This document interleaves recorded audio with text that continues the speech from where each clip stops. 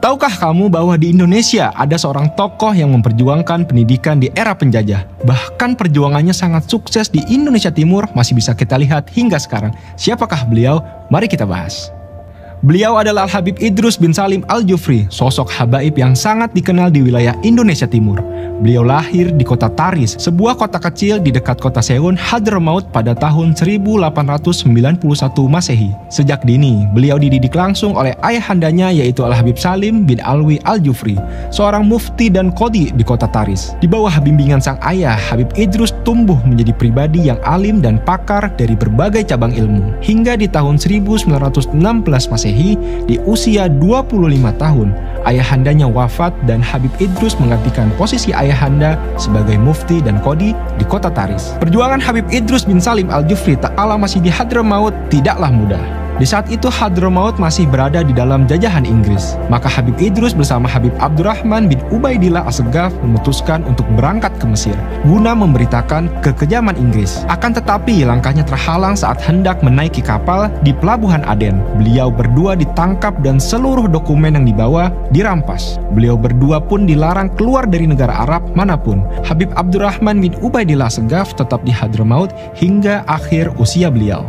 Akan tetapi Habib Idrus Al-Jufri memutuskan untuk hijrah ke Indonesia. Apakah di Indonesia Habib Idrus tetap berjuang menentang penjajah? Bagaimana kisah beliau saat tinggal di Indonesia? Pada tahun 1925, Habib Idrus tiba di Tanah Jawa. Beberapa kota di Jawa beliau singgahi, seperti Pekalongan dan Jombang. Tatkala para tokoh Alawiyin mendengar kabar Habib Idrus tinggal di Jombang, maka mereka meminta kepada Habib Idrus untuk mengajar di kota Solo, yang kala itu baru didirikan sebuah madrasah Ar-Rabithah Al-Alawiyah di kota Solo pada tahun 1928.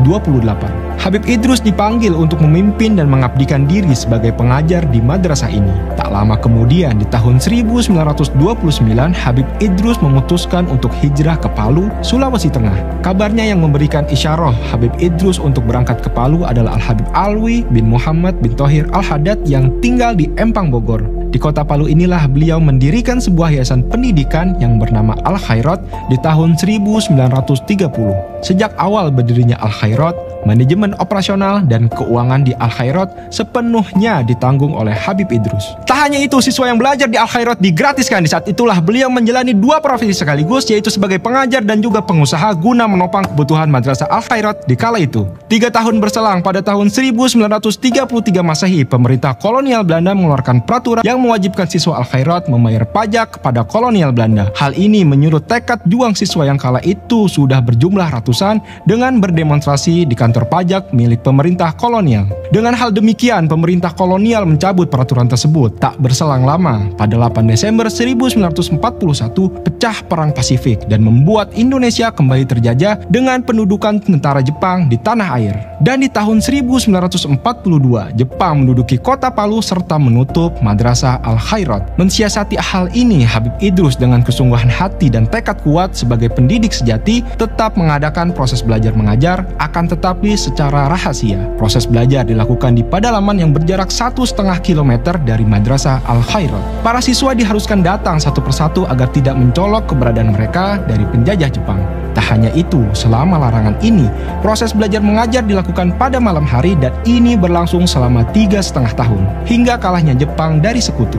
Pada akhirnya Al-Khairat dibuka kembali 5 bulan setelah kemerdekaan Indonesia diproklamirkan, yaitu pada 17 Desember 1945. Hingga sekarang, madrasah Al-Khairat masih tetap ada dan berkembang sangat pesat di wilayah Indonesia Timur. Tak hanya di kota Palu, madrasah Al-Khairat memiliki cabang di wilayah Indonesia Timur. Sebagaimana yang dilihat dari hasil Muktamar Al-Khairat ke-7 pada tahun 1996. Tercatat Al-Khairat memiliki 1.268 madrasah dan 21 pondok pesantren yang tersebar di Kalimantan, Sulawesi, Maluku, dan Papua. Dengan cepat masyarakat kota Palu mengenal sosok Habib Idrus. Bahkan banyak masyarakat memanggil beliau dengan panggilan Guru Tua. Dan pada tanggal 12 Syawal 1389 Hijriah, tak lama setelah kebahagiaan Hari Raya Idul Fitri, Habib Idrus menghembuskan nafas terakhirnya pada pukul 2.40 pagi yang bertepatan pada 22 Desember 1969 Masehi setelah 39 tahun berjuang dan mengabdikan dirinya untuk pendidikan di Indonesia Timur. Atas jasa Habib Idrus tersebut, pemerintah memberikan nama bandara di kota Palu dengan nama beliau yaitu Sayyid Idrus Salim Al-Jufri. Masih ada yang ingin kamu ketahui? Komen di bawah, dan jika merasa video ini bermanfaat, yuk di-share.